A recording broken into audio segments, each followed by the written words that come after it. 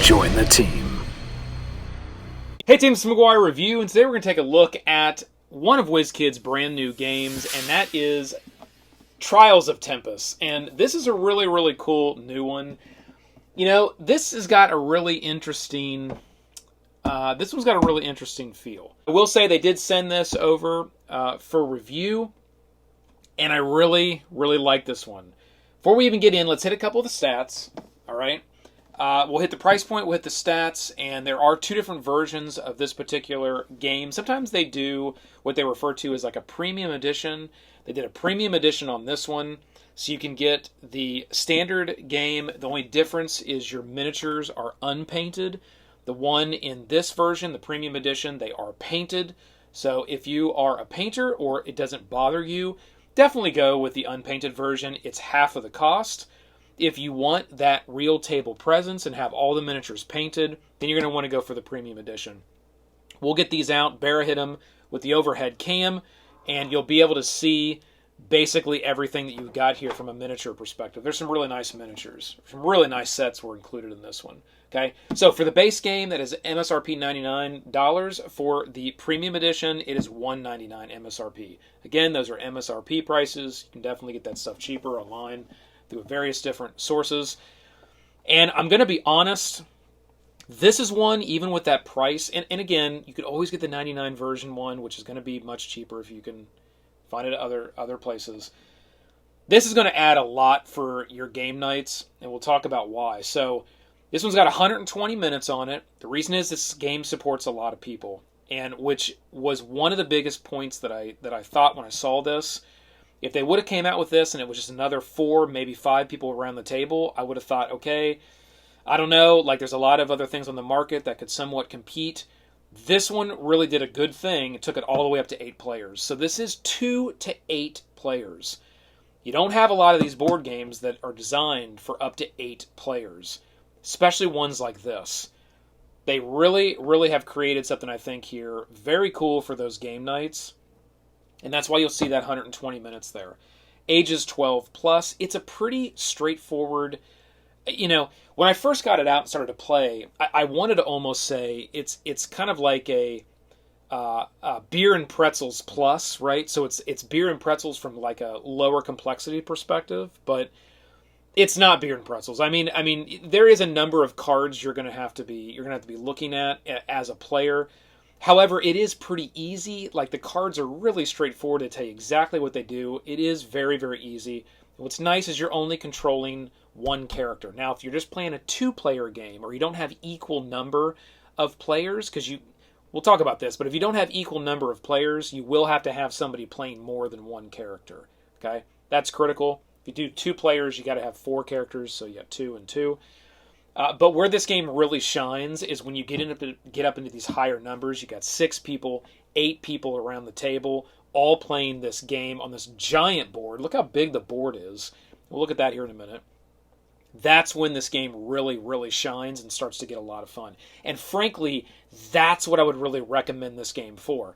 Again, if they would have came out and it would have been a 4-player, 2 to 4, or a 5-player, I would have kept it. I would have thought it was fun. I would have liked it and enjoyed the game because I like these style of games and I love the IP.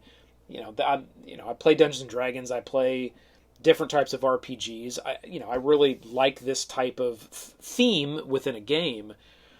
Would it have held its ground for years to come with competition of other games that I have or other games to come? I don't know. This is going to stay in my collection because it supports 8 players and how it's designed. So that's a big point from my perspective, and you need to remember that as we kind of go through here, and you can kind of think about how that would be fun with that many people sitting around kind of at a party or whatnot, doing this and playing this game. All right, that's all the details on the game. What we'll do here is we'll kind of go through the components. You'll see there is a number of components on the board or on the table here. We'll go through, we'll look at what's kind of included so you can get a feel for what you're going to get in this game, and then we'll do kind of an overview of the game and how the game plays out and why it's so much fun. Just be watching for that side-by-side cam stuff. We'll hit some of the components. We'll definitely hit the miniatures. It'll come up here as we're we're going through everything. We'll just start at the top here. We've got a number of different statuses and like spells that you can put on yourself, put on others, put on monsters. There are monsters in this game as well as other players. So you'll find these little rings here. I love these from a component perspective because, you know, your hold person, your hunter's mark, right? And they're just these standard RPG rings. And what's nice about it is they will fit right around your bases of your miniatures. So they're perfectly designed for that. And they kind of move nice with it too. Obviously, if you pick the miniature up, they're not going to stay with it, but you can kind of move your miniature around across the board and keep that status right there with you. Depending on if you're a hold person, no, but you can still move with Hunter's Mark. But that's how that's going to work. They'll go right on your bases there, and those are nice. You don't really see those little spell rings in every game like that. You'll see like little tokens generally in games, where you'll put a little token next to a character. That will indicate if there's any type of status on them. They gave you the rings in this game, and I thought that was really nice.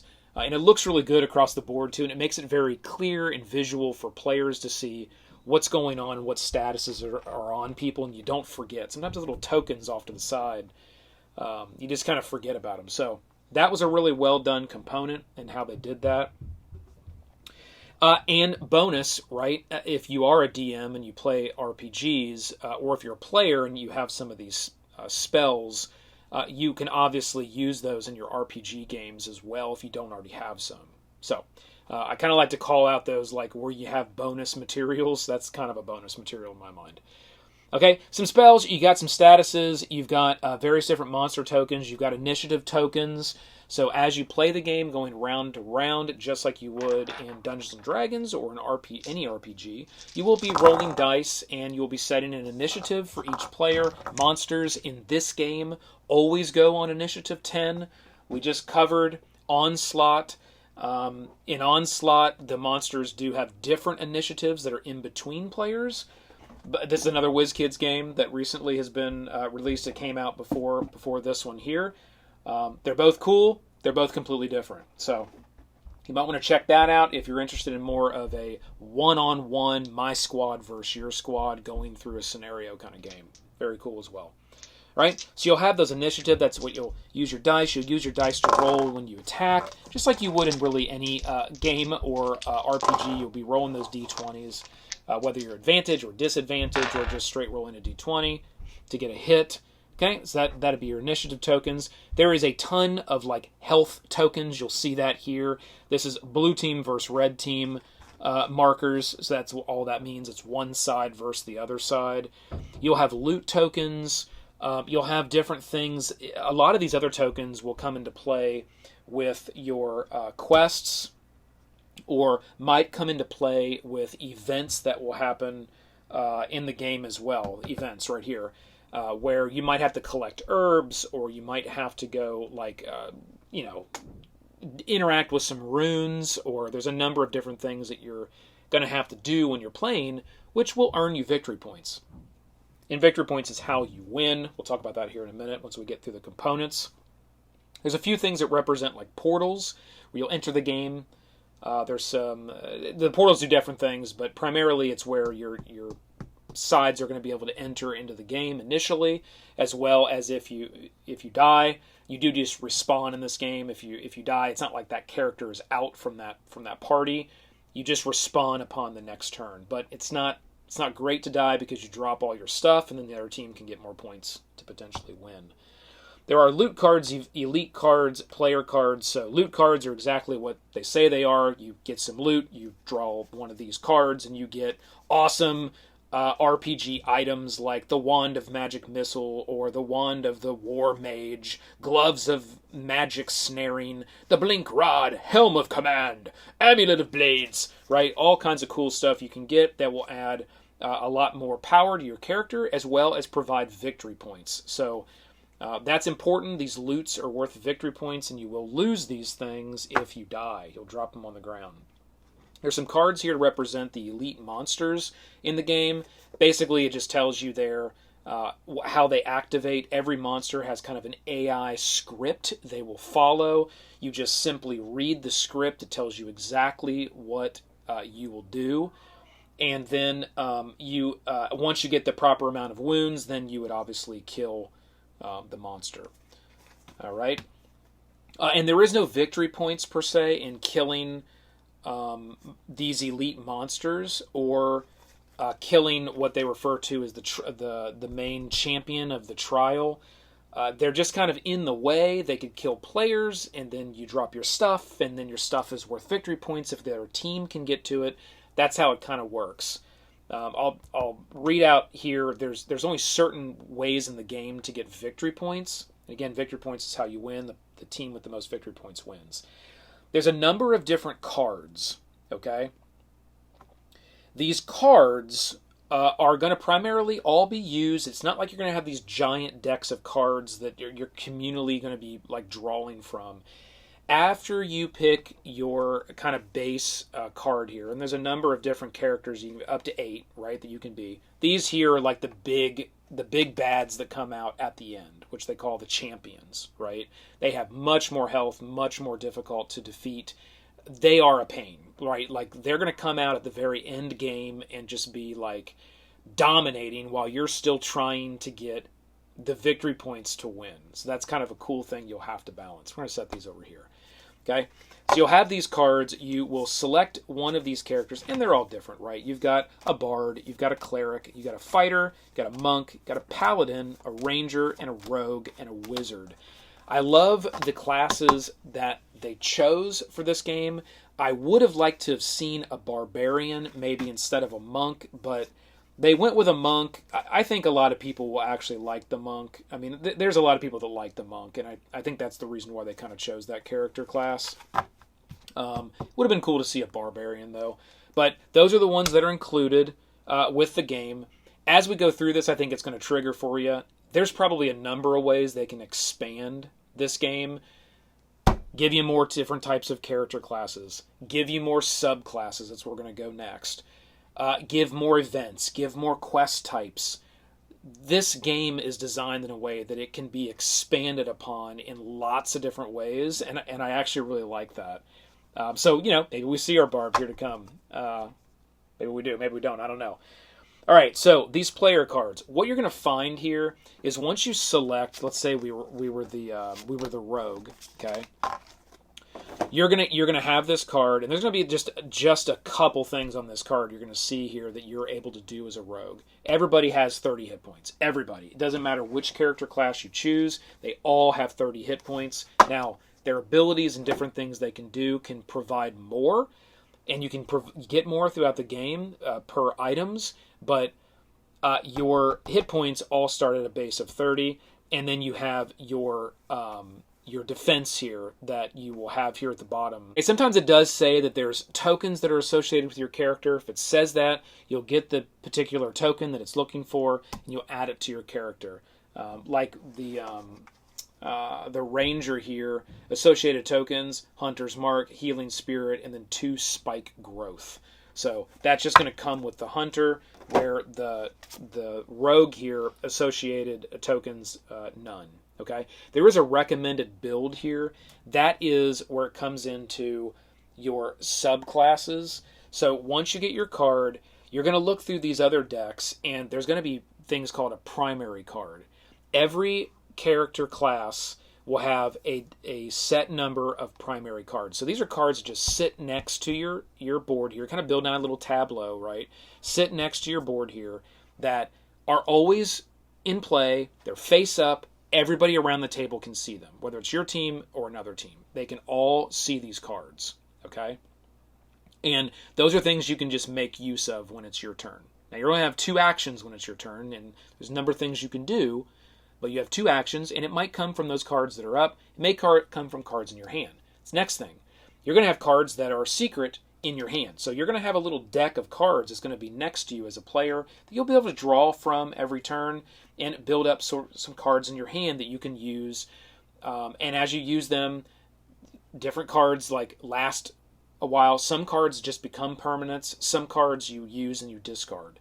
It's not really deck building. You're not going to acquire new, but after you burn through the cards in your hand, you will then pick up your discard. You'll kind of shuffle, and you kind of recycle your deck that way. Okay, it isn't really deck building, but you do recycle your deck where you don't always have accessible to you everything that your character can do. All right. Now, the only other thing I'll say without going too deep, because we're going to do a gameplay video on this one as well.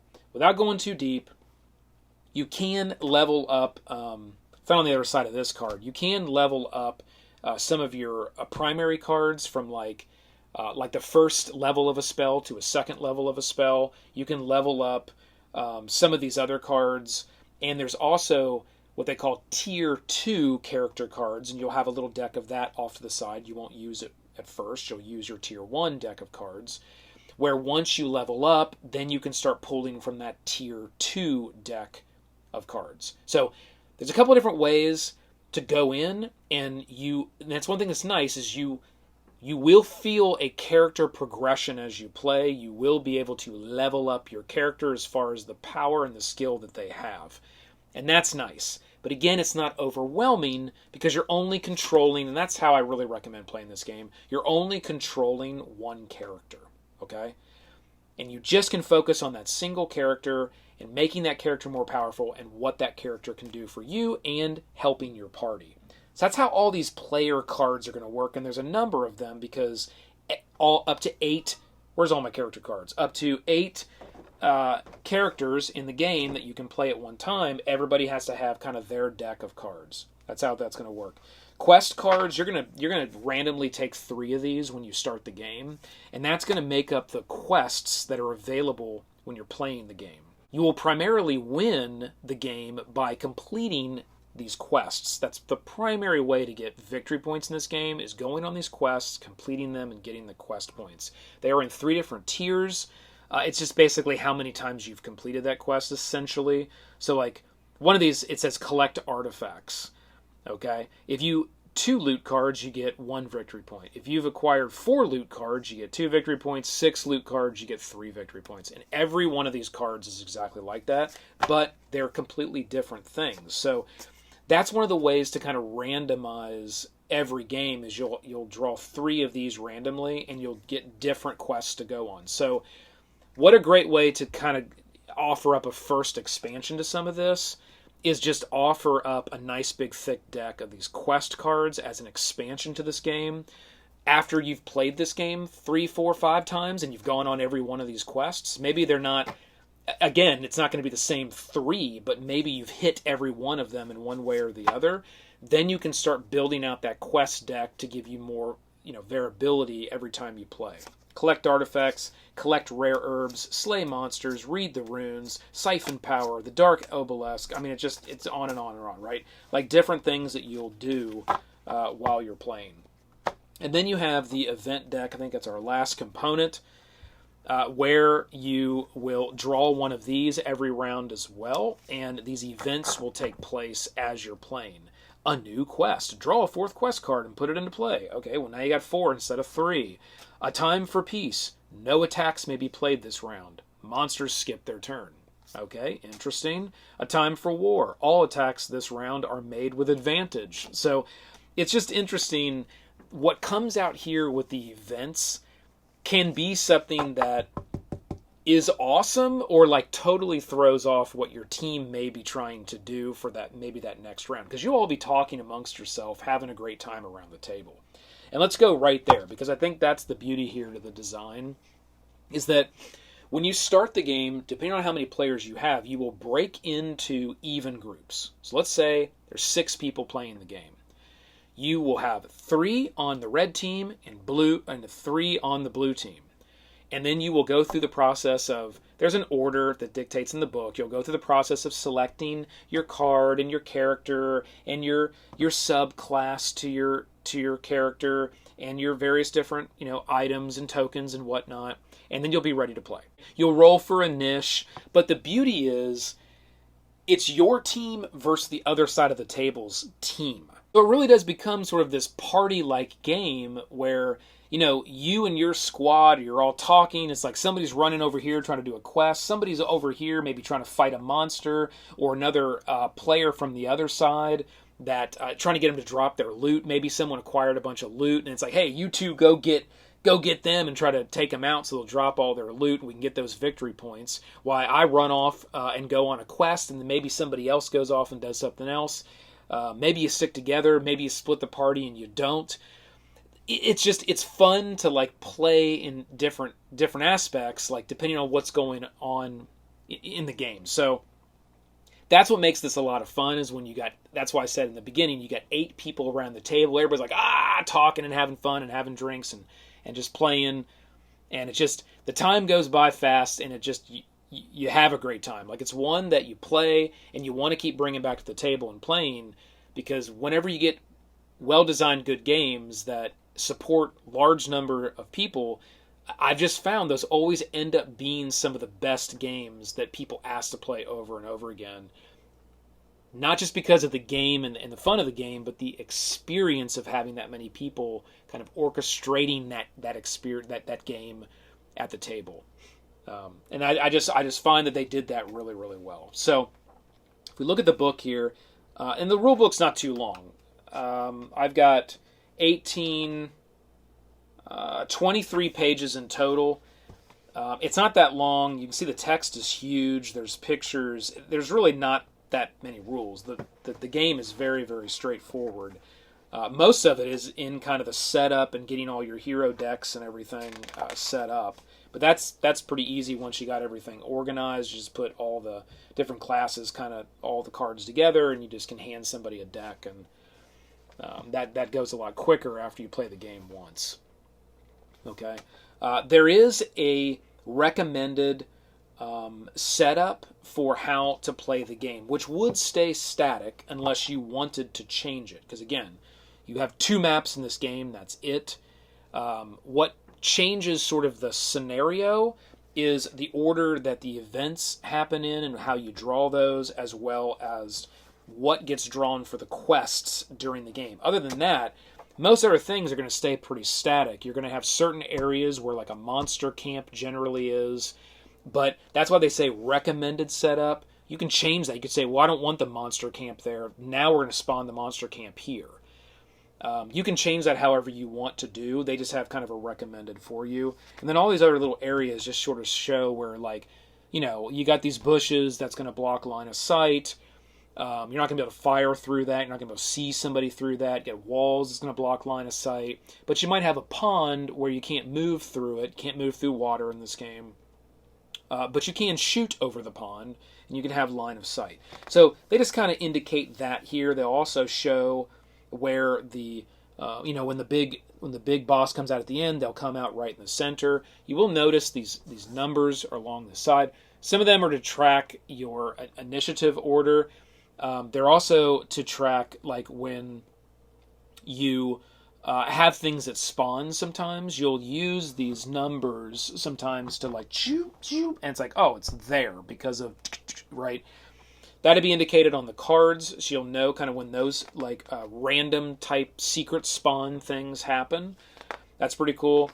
I also will note that every 5th round, every time you go past 5 rounds, and then you're starting like a 6th round, so every 5 rounds, things will kind of refresh on the board that basically will give people more chances to get victory points again.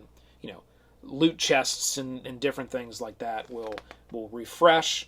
So it isn't like once it's gone, right? Because if it was designed that way, then one side would get ahead on victory points, and then that would just be the end of the game, right? Because they would suck up all the victory points on the board, and then it would just be down to like a brawl to see how they could kill off characters and then steal their loot.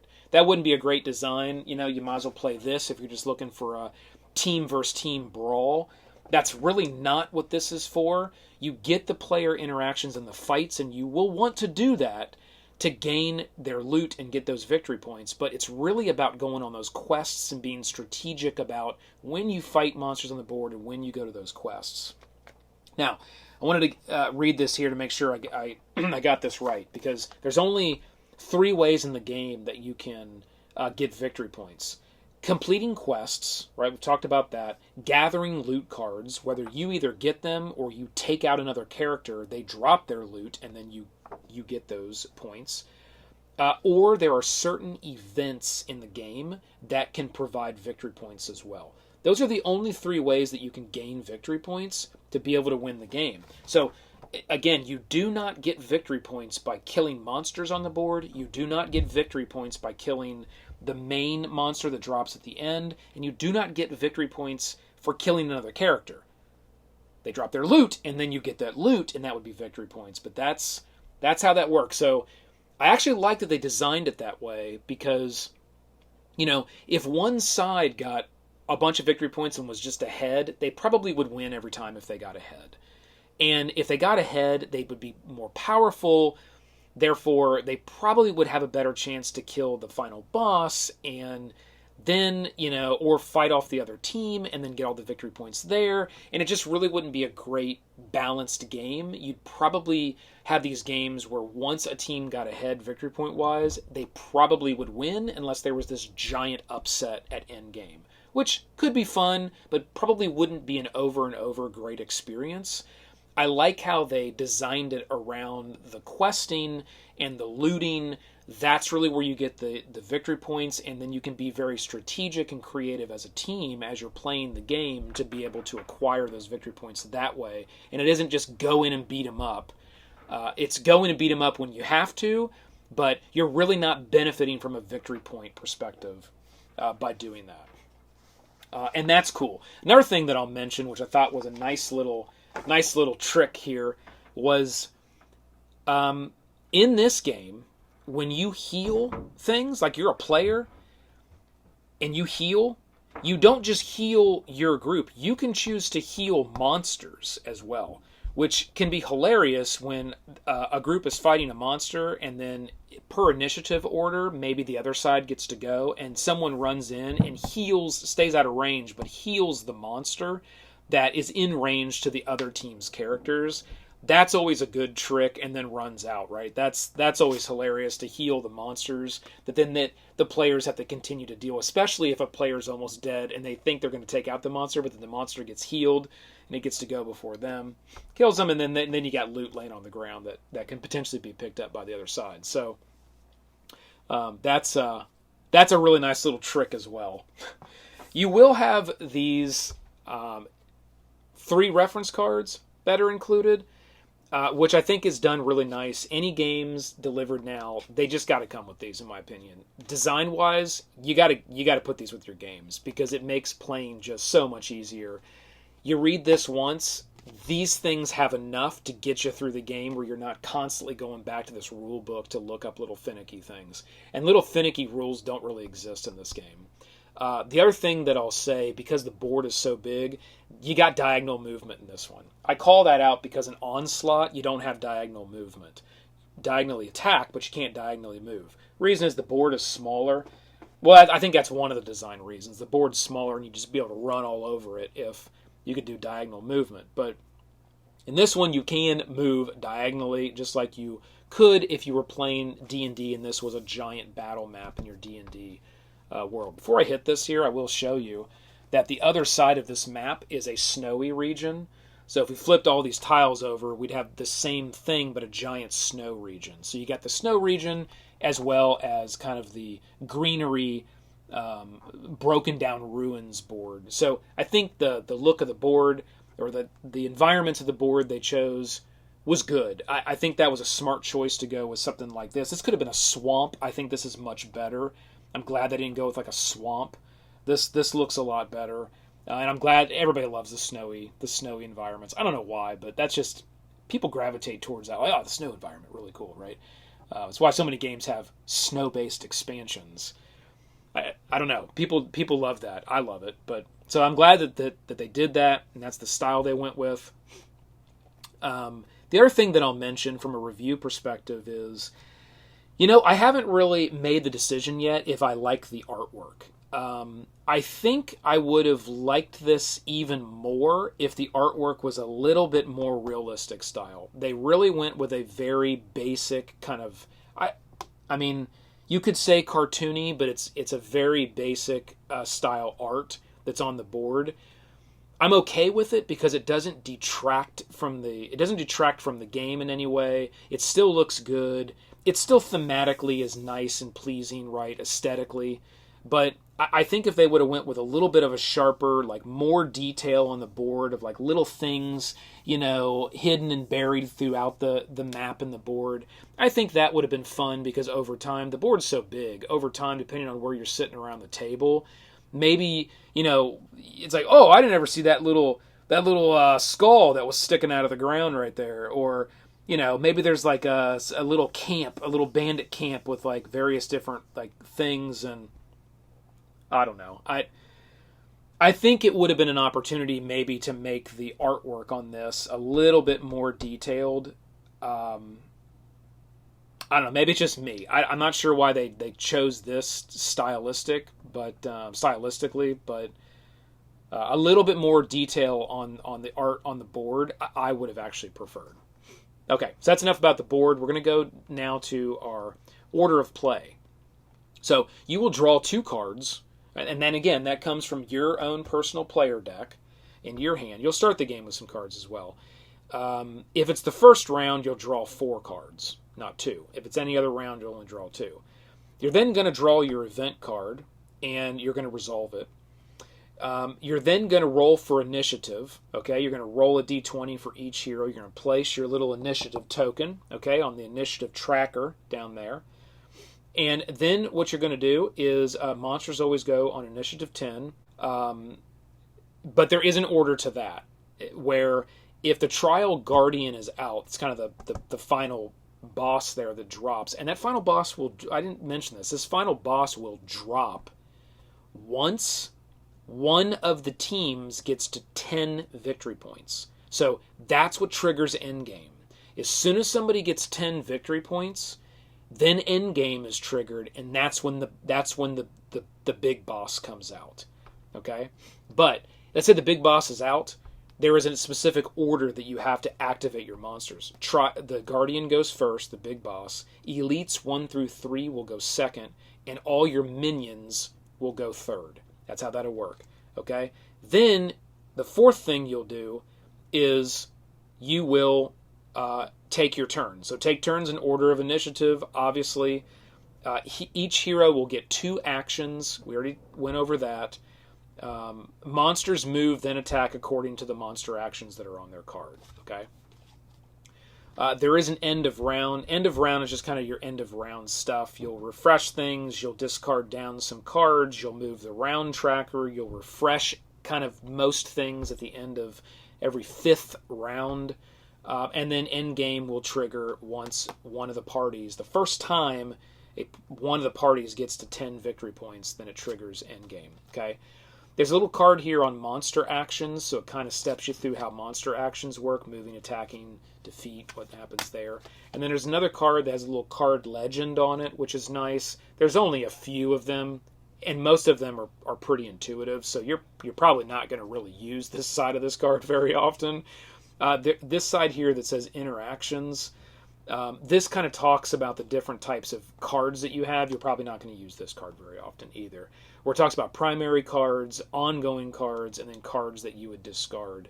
And they have a little symbol on them. After you learn that and you start to play, this card's not really going to be used a lot. You're probably going to primarily be using these cards to just quickly remember the order of play, and then what happens when it's a monster's turn. It's just right here on the card. And you can see how simple it is. It's just right here on this card. That is Trial of Tempus. Again, really cool game. I mean, I really, really like this one in just, what are the high points, right? The high points are it supports a lot of people. It's a party-like combat questing game.